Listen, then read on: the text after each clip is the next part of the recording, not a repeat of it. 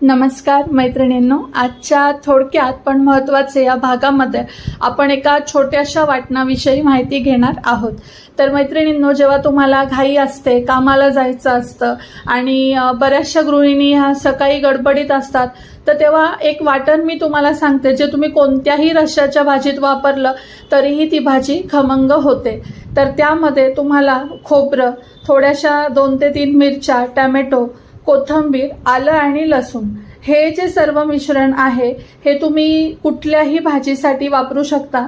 पहिल्यांदा तर तुम्हाला हे ड्राय फिरवून घ्यायचं, म्हणजे हे कुठलंही पाणी न घालता वाटायचं, कारण टोमॅटोमध्ये जे काही पाणी असतं त्यातच हे वाटण तयार होतं आणि हे वाटण आठवडा फ्रीजमध्ये व्यवस्थित राहतं, खराब होत नाही आणि तुम्ही हे कोणत्याही भाजीला वापरू शकता। तुम्ही रश्श्याची कोणतीही भाजी या वाटणात करू शकता, नॉनव्हेजच्या भाज्या करू शकता।